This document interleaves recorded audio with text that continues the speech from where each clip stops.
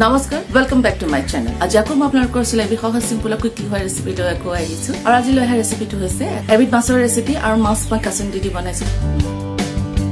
Bahute khahas bahute simple khabole bahute tasty hoy. Apnaloke apnalokor paghot try nokorake na thakibo. Bolo tente olopo polam nokori video to arambho koru. Kintu sampurna video to sabo aru sai bhal pale jane hodai kori hadir ke khini kotha like kori dibo, comment koribo aru share koribo aru jui pale notun channel to sai channel ke subscribe koribo. Bolo tente olopo polam nokori Bobita's cooking tour and vlogs ot Kasundi aru mas kenender banai sao. Kintu bonuar agote mas aru kasundire kenedore bonam tar babe apnaloke samogri khini prothomote noi korilo.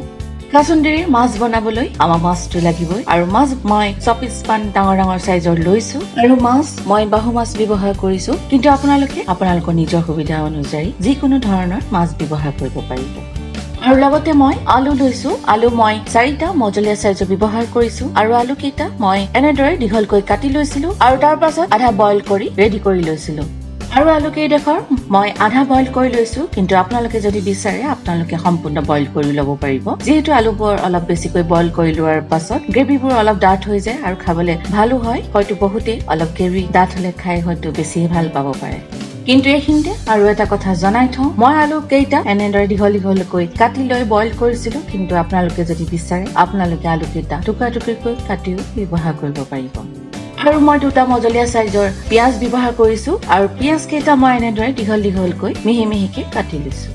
যেহেতু মাছ আমি কাসুন্দিৰে বনাম হেবাবে আমাৰ কাসুন্দি লাগিব আৰু কাসুন্দি মই আধা cup ব্যৱহাৰ কৰিছো আৰু হয়তো আপোনালোক বহুতে জানে কাসুন্দি অতি সহজতে বজাৰত কিনিবলৈ পোৱা যায় আৰু মই ৰেডিমেড কাসুন্দি ব্যৱহাৰ কৰিছো আৰু লগতে মই কেইটামান কেঁচা জলকীয়া ব্যৱহাৰ কৰিছো কিন্তু জলকীয়া আমি আমাৰ নিজৰ সোৱাদ অনুসৰি ব্যৱহাৰ কৰিম আৰু আমাক অলপ হালধি পাউডাৰ লাগিব আৰু লগতে আমাক অলপ নিমখো লাগিব আৰু বনাবৰ বাবে আমাক অলপ মিঠাতেলো লাগিব আৰু হেকত আমাক অলপ পানী লাগিব আৰু পানীখিনি অলপ কুহুমিয়া গৰম কৰি লব কাসুন্দিৰ হৈতে মাছ বহুত কম সামগ্ৰীতে বনাব পৰা যায় আৰু আপোনালোকৰ যদি ইতিমধ্যে সামগ্ৰীখিনি নতৰি হৈ গৈছে বলক তেন্তে অলপ পলম নকৰি বনাবলৈ আৰম্ভ কৰো প্ৰথমতে আমি মাছখিনি ভালদৰে ধুই মেলি ৰেডি কৰি লব লাগিব আৰু তাৰ পাছত আমি তাত অলপ নিমখ ছটিয়াই লম এতিয়া মাছ কেইডোখৰত নিমখখিনি ভালদৰে সানি লম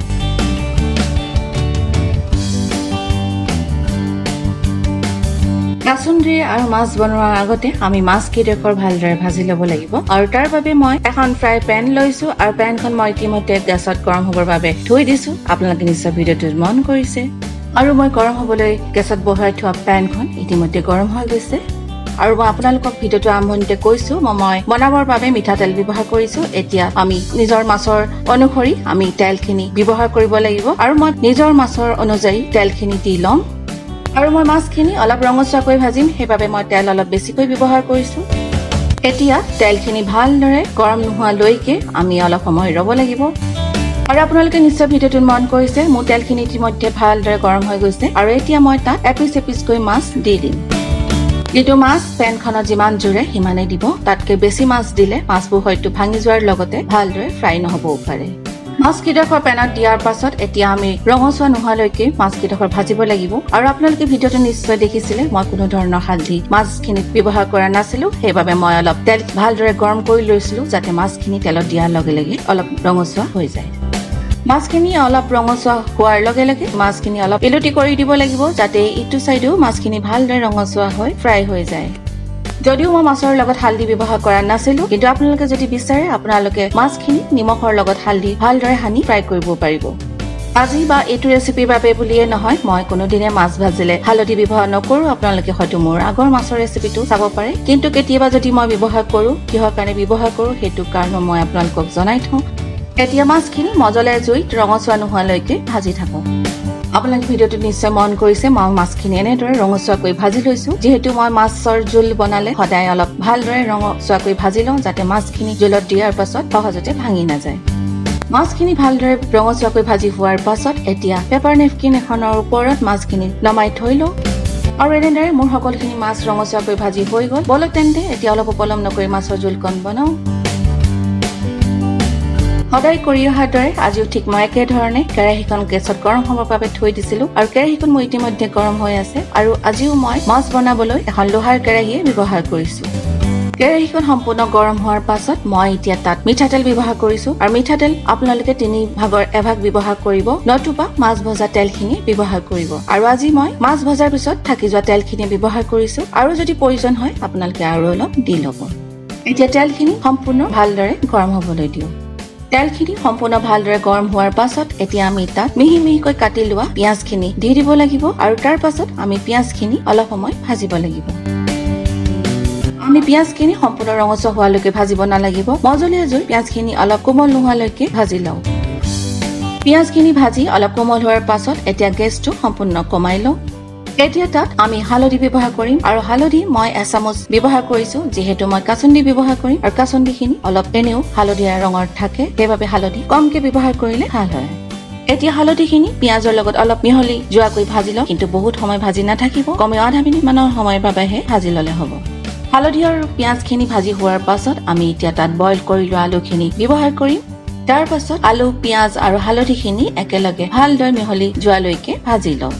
আলুখিনি হালধি আৰু পিয়াজৰ লগত ভালদৰে মিক্স কৰাৰ পাছত আমি এতিয়া নিজৰ সোৱাদ অনুসৰি নিমখ ব্যৱহাৰ কৰিম আৰু নিমখৰ লগতে আমি ফালি থোৱা কেঁচা জলকীয়াখিনিও ব্যৱহাৰ কৰিম আৰু কেঁচা জলকীয়াও আপোনালোকে নিজৰ সোৱাদ অনুসৰি ব্যৱহাৰ কৰিব মই কমেও 6-7 মান জলকীয়া ব্যৱহাৰ কৰিছো এতিয়া সকলোখিনি আকৌ এবাৰ ভালদৰে মিহলাই লওঁ সকলোখিনি ভালদৰে মিহলোৱাৰ পাছত এতিয়া কেৰাহী ঢাকনেৰে আলুখিনি ঢাকি থওঁ কিন্তু মজলীয়া জুইত আপোনালোকে আলুখিনি ভাজি থাকিব আলুখিনি মজলীয়া জুইত ভজাৰ লগতে মাজে মাজে লৰাই থাকিবলৈ নাপাহৰিব যাতে আলুখিনি বেছি ৰঙচুৱা হোৱাকৈ ভাজ খাই নাযায় যেহেতু আমি আলুখিনি ইতিমধ্যে বইল কৰিয়ে লৈছিলো সেইবাবে আমি বহুত সময় এনেদৰে ভাজিব নালাগিব কমেও 2-3 মিনিট মান সময়ৰ বাবেহে আমি এনেদৰে মজলীয়া জুইত ভাজি থাকিব লাগিব 2-3 মিনিট মান সময় এনেদৰে ভজাৰ পাছত আমি এতিয়া তাত কাসুন্দিখিনি ব্যৱহাৰ কৰিম আৰু কাসুন্দি মই আধা কাপ ব্যৱহাৰ কৰিছো এতিয়া কাসুন্দিখিনি আলুৰ লগত ভালদৰে আকৌ এবাৰ মিহলাই লওঁ কাসুন্দিখিনি ব্যৱহাৰ কৰাৰ পাছত আমি বহুত সময় এনেদৰে ভাজিব নালাগিব কমেও 1-2 মিনিট মান সময়ৰ বাবেহে আমি কাসুন্দিখিনি আলুৰ লগত এনেদৰে কম জুইত ভাজি লওঁ যেহেতু বহুত সময় ভাজিলে কাসুন্দি ভাল লগা গুণটোৰ লগতে টেষ্টটো অলপ বেয়া হ'ব পাৰে আৰু এইখিনিতে আপোনালোকক আৰু এটা কথা জনাই থওঁ আপোনালোকে যদি কাসুন্দিখিনি এইটো সময়ত ব্যৱহাৰ কৰিব নিবিচাৰে আৰু কেতিয়া ব্যৱহাৰ কৰিব পাৰে তাৰ বাবে আপোনালোকে সম্পূৰ্ণ ভিডিঅ'টো চাই থাকিব লাগিব কিন্তু আলুখিনি কাসুন্দি মিক্স কৰাৰ পাছতো মাজে মাজে লৰাই থাকিবলৈ নাপাহৰিব আলুখিনি কাসুন্দিৰ লগত এনেদৰে 1-2 মিনিট মান সময় এনেদৰে ভজাৰ পাছত আমি এতিয়া তাত পানী ব্যৱহাৰ কৰিম আৰু পানী মই আধা লিটাৰ ব্যৱহাৰ কৰিছো আপোনালোকে আপোনালোকৰ জোখৰ অনুসৰি পানী ব্যৱহাৰ কৰি ল'ব এতিয়া আলুখিনি পানীৰ লগত ভালদৰে মিহলাই লওঁ আৰু এটা ভাল উতল নহালৈকে অলপ সময় ৰওঁ আপোনালোকে বিচাৰিলে এইখিনি সময়তে অলপ গেছটো বঢ়াই ল'ব পাৰিব জলখিনি এটা ভাল উতল অহাৰ পাছত আমি এতিয়া মাছখিনি জলত এপিচ-এপিচকৈ ভালদৰে দি দিব লাগিব পানী আপোনালোকে মাছৰ অনুসৰি ব্যৱহাৰ কৰিব কাৰণ জলকণত মাছখিনি ব্যৱহাৰ কৰোঁতে মাছবিলাক যাতে জলত ভালদৰে ডুব খাই যায় এতিয়া গেছটো আকৌ অলপ কমাই লওক আৰু তাৰ পাছত কেৰাহী ঢাকনখনেৰে জলখন অলপ সময় উতলিবৰ বাবে ঢাকি থওঁ মই এনেদৰে বহুত সময় উতলাই নাথাকো মজলীয়া জুই মই কমেও 2-3 মিনিট মান সময়ৰ বাবেহে উতলাম যাতে ঠাণ্ডা হোৱাৰ পাছতো আমি বিচৰা দৰে জলখন থাকি যায় আৰু 2-3 মিনিট মান সময়ৰ পাছত কাসুন্দিৰে বনোৱা মাছৰ জোলখন খাবৰ বাবে তৈয়াৰ হৈ যাব